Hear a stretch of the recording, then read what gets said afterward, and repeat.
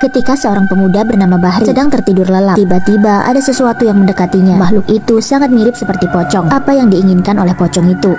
Pada suatu hari, beberapa orang sedang mengangkat jenazah. Mereka akan pergi ke pemakaman. Seorang gadis telah meninggal hari itu. Gadis itu bernama Ratna. Semasa hidupnya, Ratna mengalami penyakit aneh. Jenazah itu sudah mulai dimasukkan ke liang lahat. Tampak ibu Ratna menangis bersedih. Bahri yang saat itu sedang mengurus jenazah Ratna. Ia kemudian membuka tali pocong. Tampak mayat Ratna. Matanya terbelalak dengan lebar. Petir menyambar dengan kuat. Itu pertanda hujan akan segera turun. Bahri dengan cepat menata jenazah itu dengan benar. Hujan benar-benar turun. Seseorang kemudian menarik Bahri untuk keluar dari liang lahat. Namun sayangnya ia terpeleset dan menimpa jenazah Ratna. Mau tidak mau mereka harus menyelesaikan pemakaman saat itu juga. Bahri lalu menata kembali jenazah Ratna. Sementara sang ibu terus bersedih. Setelah jenazah itu diazankan, barulah pemakaman bisa dilaksanakan. Mereka semua kemudian berdoa bersama. Singkat cerita, malam tiba. Sesuatu terjadi di makam Ratna. Dari kejauhan terlihat ada benda yang bergerak di atas makam. Ternyata itu adalah sebuah tangan. Beberapa bulan sebelumnya, Bahri adalah seorang pemuda yang baru saja keluar dari penjara. Hari itu saat sedang bekerja, Bahri didatangi sahabat kecilnya bernama Hasan. Setelah keluar dari penjara, Bahri bertekad untuk merubah dirinya menjadi lebih baik. Teman-temannya menyebutnya dengan Ustadz Muda. Kedatangan Hasan menemui Bahri karena Hasan membutuhkan bantuan Bahri. Ia mengatakan di sebuah desa tempatnya tinggal terkena gangguan gaib. Hal itu disebabkan oleh adanya seorang gadis yang bernama Ratna. Ratna mengalami sakit bertahun-tahun namun tak kunjung meninggal. Hingga keadaan itu membuat mistis di desa yang bernama Mekarwangi, desa di mana Bahri dibesarkan. Di desa itu ada seorang gadis bernama Ratna. Penyakitnya sangat aneh. Setiap saat ia selalu merintih kesakitan, namun tak ada yang bisa menyembuhkannya. Ia juga masih tetap bertahan hidup. Ibunya seorang diri yang merawatnya. Ratna adalah teman kecil Bahri. Malam sebelum keesokan harinya, Bahri akan pergi ke desa Mekarwangi. Ia sedang tertidur pulas di bengkel. Lalu tiba-tiba ada sebuah bayangan yang mendekat ke arahnya. Pocong itu berdiri di atasnya, seolah menindih tubuh Bahri. Pocong itu diam sama sekali tak bergerak. Tentu saja tubuh Bahri merasa berat. Ketika Bahri membuka mata, pocong itu telah menghilang. Lalu saat Bahri hendak kembali tidur, lagi-lagi ia mendengar suara aneh. Kali ini Bahri mendengar suara tangisan seorang wanita yang berasal dari sela-sela peralatan bengkel mobil tempat ia bekerja. Alangkah terkejutnya Bahri ketika melihat Ratna menangis di hadapannya. Ratna menangis dan meminta tolong. Sebuah rantai mengikat leher Ratna. Kemudian seperti ada sesuatu yang menarik tubuh Ratna, lalu kemudian menghilang. Malam itu juga Bahri mengemasi semua barang-barang. Ia langsung saja pergi dengan menaiki bus ke desa Mekarwangi tempat Ratna tinggal. Sementara itu Ratna yang sedang sakit hari itu didatangi oleh seorang pria yang merupakan tetangga mereka. Pria itu mengutarakan kekesalannya dan juga seluruh warga sebab suara rintihan Ratna yang membuat desa mereka semakin mencekam. Pria itu menyarankan agar Ratna segera dibawa ke pesantren, atau jika tidak, mereka disarankan untuk bunuh diri. Malam itu Bahri pun tiba di desa Mekarwangi, tempat di mana Ratna tinggal. Kedatangan Bahri langsung disambut oleh Hasan. Untuk sementara waktu, Bahri tinggal di pesantren yang dipimpin oleh kedua orang tua angkatnya. Keesokan paginya, ditemani Hasan, Bahri langsung mendatangi rumah Ratna. Melihat kedatangan Bahri, ibunya Ratna sangat bahagia karena Bahri sudah dianggap sebagai anaknya. Lalu ketika Bahri menanyakan tentang keadaan Ratna, wanita ini langsung menangis. Ia mengatakan bahwa dirinya sudah sangat ikhlas. Namun entah mengapa Ratna tak kunjung diambil oleh Yang Maha Kuasa. Bahri berjanji akan menolong Ratna. Saat itu juga ibunya merasa senang. Tiba-tiba suara jeritan Ratna terdengar ke telinga mereka. Bahri segera melihatnya. Gadis ini menderita sebuah penyakit aneh. Sudah bertahun-tahun, seluruh tubuhnya mengalami luka. Bahkan beberapa belatung hidup kembang biak di dalam tubuhnya. Melihat itu, Bahri ingin rasanya mundur. Ia sepertinya tak sanggup untuk mengobati Ratna. Tapi Ratna kemudian mengelurkan tangannya, merintih meminta tolong kepada Bahri. Bahri menjadi tak tega. Beberapa saat kemudian, Ratna sudah mulai tenang ketika Bahri membacakan ayat suci Al-Quran. Bahkan Ratna sudah mulai bisa beristirahat dan tertidur pulas. Hari kini sudah mulai malam. Diiringi derasnya hujan, Bahri terus membacakan ayat suci Al-Quran di dekat tubuh Ratna. Tiba-tiba kaca jendela pecah. Bahri menjadi cemas. Lampu juga padam. Suasana semakin gelap. Ketika Bahri usai membaca doa, tubuh Ratna kembali tenang. Sepertinya Ratna hendak beristirahat. Bahri kemudian memanggil ibu Ratna untuk meminta lampu. Tapi tiba-tiba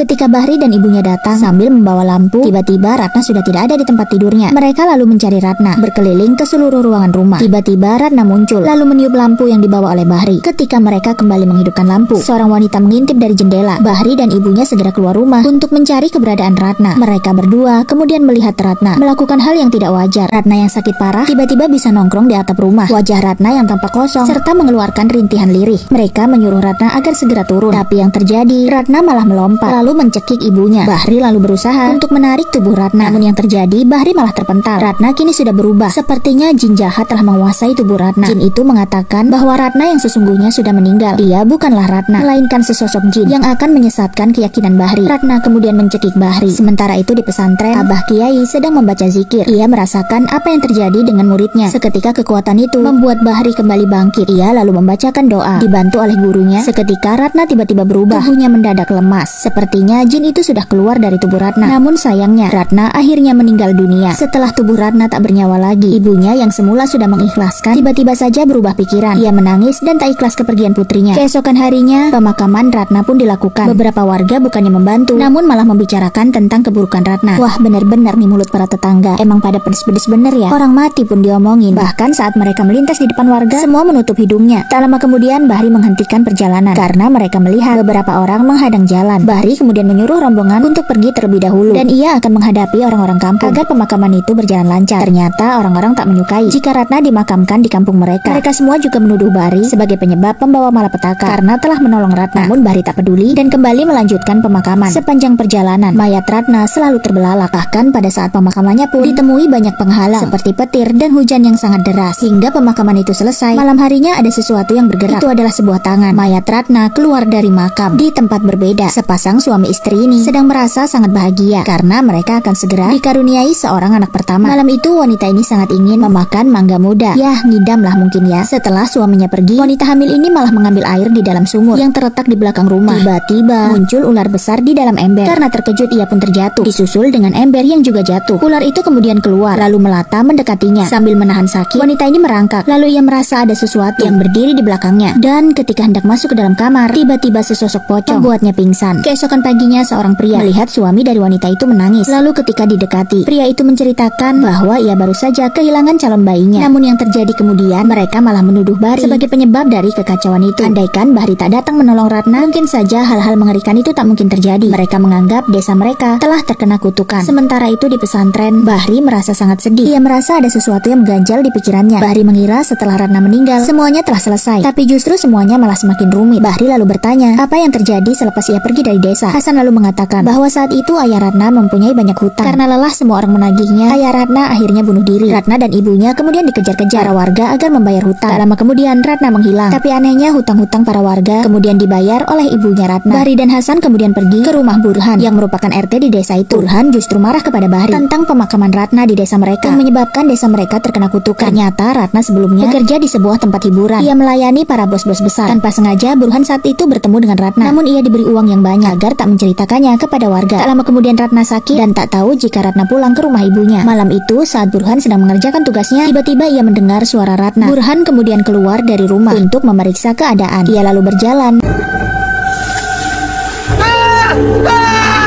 Burhan malam itu didatangi sesosok jelmaan pocong Ratna. Awalnya Burhan tak melihat keberadaan pocong itu, tapi pocong itu kemudian memanggilnya karena Burhan adalah salah satu pria yang pernah memakai jasa Ratna sebagai wanita penghibur, membuat Burhan menjadi cemas. Tak lama kemudian sosok pocong itu berjalan di belakang Burhan, namun Burhan belum berani untuk menolehnya. Lalu saat pocong itu tepat berada di sampingnya, Burhan sangat ketakutan. Ia histeris lalu pergi dari sana. Di tempat berbeda, pria ini baru saja pulang dari suatu tempat. Ia melewati gang sepi, tapi tiba-tiba pria ini merasa berat di motornya. Benar saja, sosok pocong sudah nongkrong di belakang motornya. Tapi ketika ditoleh, sosok itu menghilang. Lalu kemudian, pocong itu tiba-tiba berdiri di depannya. Pria ini sangat ketakutan.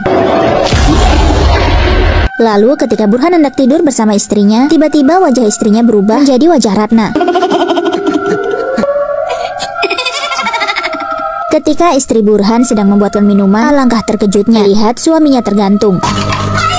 Kabar kematian Burhan kemudian membuat warga menjadi heboh dan mengumumkannya. Sementara itu di pesantren, Bahri sedang bersedih karena semua warga desa selalu menuduh ia sebagai penyebab kekacauan yang ada. Sementara itu, kondisi di makam Ratna tampak ada yang memberinya lampu dan juga sesajen. Tak lama kemudian ibunya datang dan sangat terkejut ketika melihat kondisi makam putrinya, di mana sebagian tubuh Ratna keluar dari dalam makam dengan kondisi menyedihkan. Wanita ini langsung memeluk jasad putrinya itu yang perlahan sudah mulai membusuk dan mengeluarkan bau. Tak ingin jasad anaknya dimakan oleh binatang buas. Wanita ini lalu menutupnya dengan menggunakan beberapa lembar kain. Sementara itu di pesantren, seorang santri sedang mengambil air wudhu. Lalu tiba-tiba anak itu menjerit hingga terdengar sampai ke kamar Pak Kiai. Bahri kemudian berpamitan untuk pergi melihat keadaan, meninggalkan Abah yang sedang sakit keras. Ternyata santri itu sedang mengalami kerasukan. Dengan cepat Bahri mencoba untuk menetralisir keadaan. Tapi tak lama kemudian seorang santriwati juga mengalami kerasukan. Bahri menjadi sangat bingung karena semua orang mengalami kerasukan massal. Salah satu jin yang merasuk itu kemudian menyerang Bahri hingga tubuhnya terpental. Santri-santri lainnya kemudian menyusul mengalami kerasukan. Bahri yang saat itu seorang diri sangat kewalahan menolong teman-temannya. Suasana pesantren malam itu menjadi tidak kondusif, dan anehnya semua makhluk-makhluk halus itu mendekat dan menyerang Bahri. Namun dengan kekuatan ilmu agamanya, Bahri berhasil mengusir para jin itu. Dari kejauhan seorang pria berlari lalu menemui Bahri. Alangkah terkejutnya Bahri ketika pria itu mengatakan sesuatu tentang Abah. Saat ini kondisi Abah sudah sakit parah, bahkan sudah sangat sulit untuk diajak berbicara. Abah kemudian mewariskan sebuah tasbih yang selalu ia bawa kepada Bahri. Setelah itu Abah pun meninggal dunia. Bahri sangat sedih karena telah kehilangan orang tua angkat sekaligus gurunya. Keesokan harinya saat mereka semua sedang menyolatkan jenazah Abah, tiba-tiba warga kampung datang mencari Bahri. Bahri kemudian berpamitan untuk menemui warga kampung. Ternyata para warga kampung sepakat untuk mengusir Bahri dari desa itu. Tapi Umi kemudian menyangkal pernyataan para warga. Namun meski begitu, Bahri tak ingin keributan terus berlanjut. Ia kemudian berpamitan kepada Umi untuk keluar dari desa itu dan membuat warga merasa puas. Sementara itu seorang wanita dari kota datang untuk berziarah ke makam Ratna. Tapi tiba-tiba ia menjerit dan berlari ketika melihat kondisi makam Ratna. Wanita ini menangis dan memutuskan untuk kembali ke kota. Tanpa sengaja, ia malah satu mobil dengan Bahri. Melihat wanita itu terus menangis, Bahri sangat penasaran dan ingin membantunya. Dari sanalah diketahui bahwa wanita ini adalah teman akrab Ratna dahulu semasa hidup. Saat di tempat hiburan, Ratna termasuk salah satu wanita yang baik. Ia kerap memberikan uang kepada rekan-rekannya yang sedang mengalami kesulitan. Tapi ternyata seorang pria bernama Burhan sering mendatangi Ratna ke tempat hiburan itu hanya sekedar untuk menagih hutang. Hingga suatu ketika, Burhan menyarankan kepada Ratna agar memasang susuk. Susuk itu awalnya meminta tumbal, mulai dari ayam hingga kambing. Terakhir susuk itu meminta tumbal orang yang paling disayang oleh Ratna. Karena orang yang disayang hanya tinggal ibunya. Ratna kemudian menolak permintaan tumbal itu. Sejak saat itulah Ratna kemudian sakit, lalu kemudian kembali ke kampung halaman dan tinggal bersama dengan ibunya. Wanita itu mengatakan dukun itu ada di kampung mereka. Setelah mendengarkan informasi itu, Bahri lalu memutuskan tak jadi pergi dari desa. Namun warga tak suka melihat Bahri kembali. Dua orang ini langsung menghajar Bahri. Tapi Bahri yang mulai habis kesabaran kemudian memberikan perlawanan. Bahri balik menghajar kedua orang itu. Bahri kemudian memaksa salah seorang untuk mengatakan siapa yang telah memasangkan susuk di tubuh Ratna. Tak lama kemudian Hasan datang menghampiri Bahri. Mereka berdua kemudian mendatangi rumah dukun itu. Lalu saat Hasan hendak membantu Bahri untuk memeriksa ke dalam rumah, Bahri menghalanginya. Ia kemudian masuk sendiri ke dalam rumah, sementara Hasan berjaga di luar. Di dalam rumah itu ada seekor ular besar dan juga seperti pocong manusia.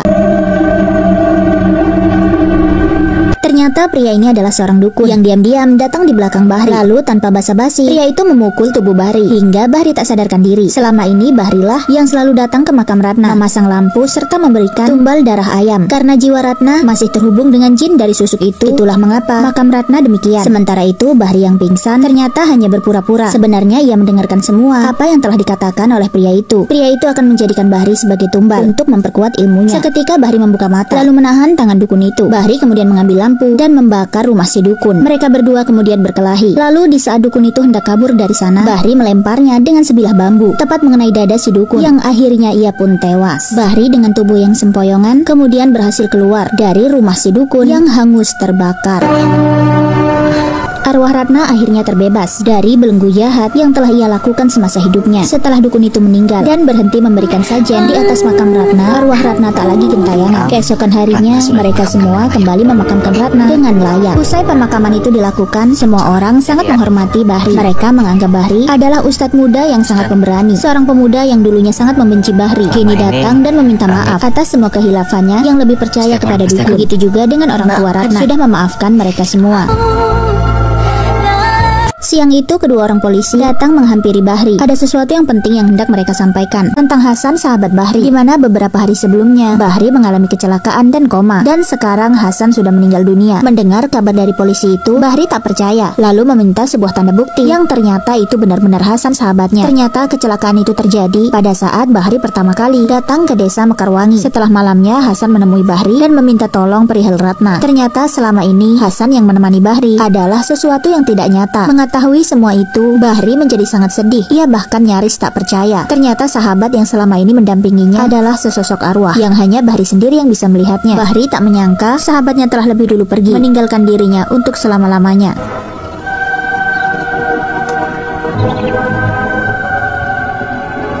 Bahri kini menjadi seorang ustadz muda. Ia menyampaikan dakwah dan ajaran-ajaran tentang agama. Semua orang sangat menghormati keberaniannya. Ia juga menjadi seorang pemimpin pesantren menggantikan abahnya yang sudah meninggal. Dan film pun selesai. Sampai jumpa lagi di alur film lainnya.